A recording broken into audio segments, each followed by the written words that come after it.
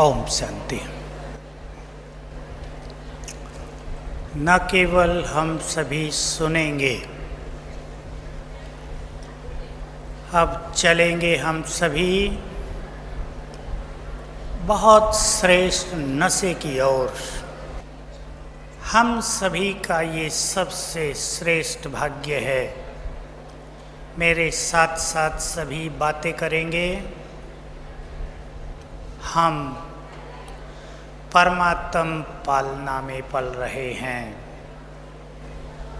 सभी जानते हैं 2 युग तक देवताओं की पालना प्राप्त की, पिछले 2 युग मनुष्यों की पालना और अब स्वयं भगवान की पालना, निराकार की पालना, पालनहार की पालना।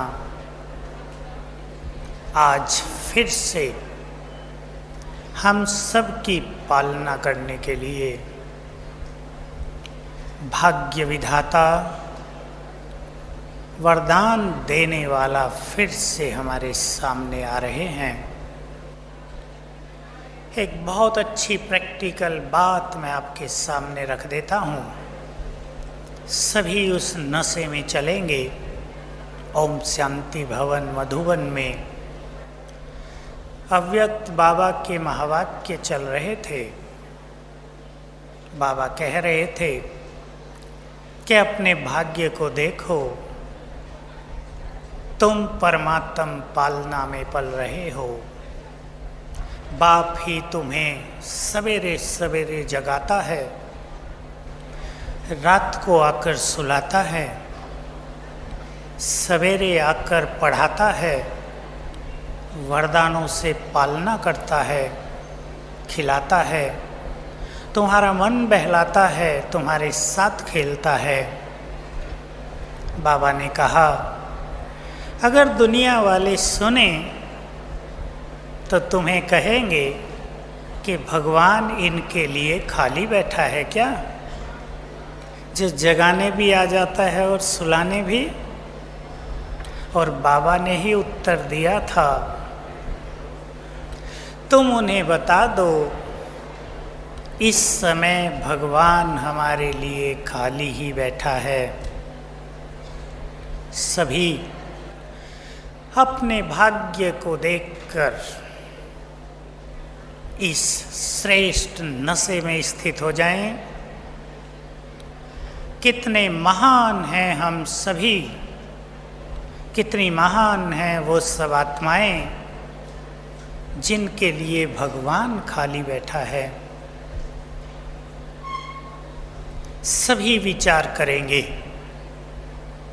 भगवान खाली बैठा हो हमारे लिए, हमें क्या करना चाहिए।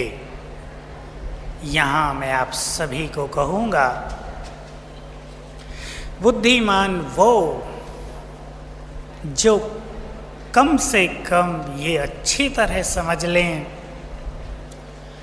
कि जब भगवान स्वयं हमें मदद करने के लिए निरंतर हमारे साथ रह रहे हैं, जब उसने स्वयं वायदा कर लिया है, मैं तुम्हारा हूँ, तुम्हारे लिए हूँ। सभी ध्यान दें बाबा के इन शब्दों पर, मैं तुम्हारा हूँ और तुम्हारे लिए हूँ। तो बुद्धिमान वो जो इसका संपूर्ण लाभ उठा सके।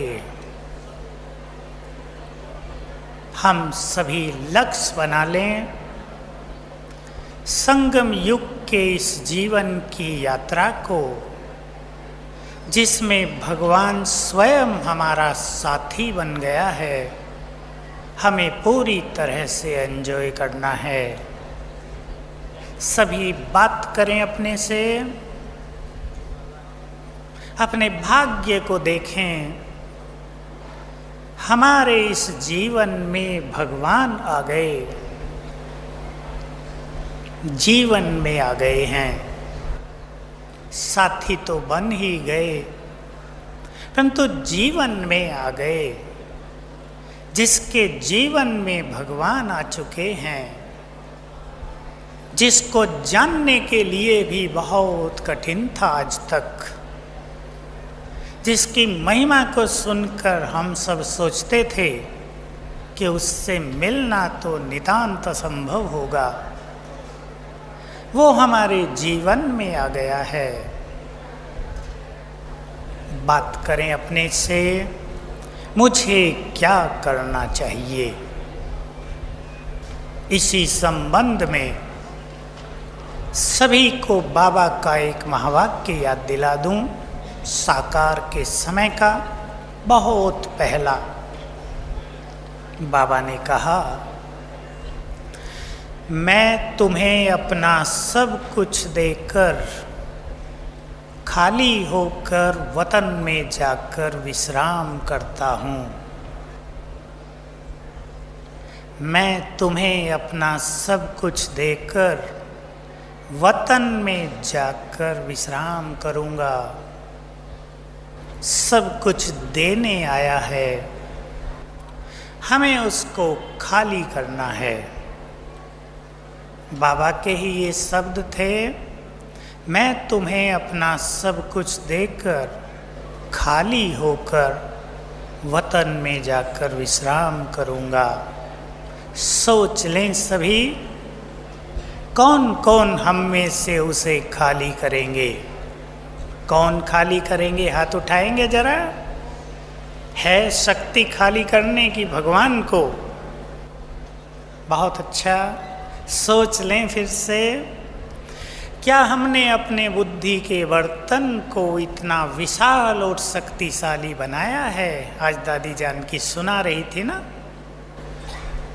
शेरनी का दूध पिलाया गया था उनके किसी भाई को। हम सोच रहे थे शेरनी का दूध कौन लाया होगा, कौन सी शेरनी होगी जिसने मनुष्यों को दूध निकालने दिया हो, पर लाए होंगे। भगवान के सभी खजानों को खाली करने के लिए क्या हमने अपनी बुद्धि का पात्र इतना योग्य और शक्तिशाली बनाया है?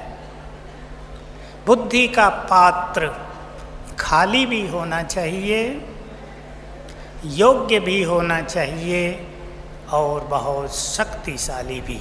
हम जानते हैं किसी बर्तन में कोई ज़्यादा वजन की चीज़ डाल दी जाए तो बर्तन टूट भी जाता है। हमें शक्तिशाली भी होना है।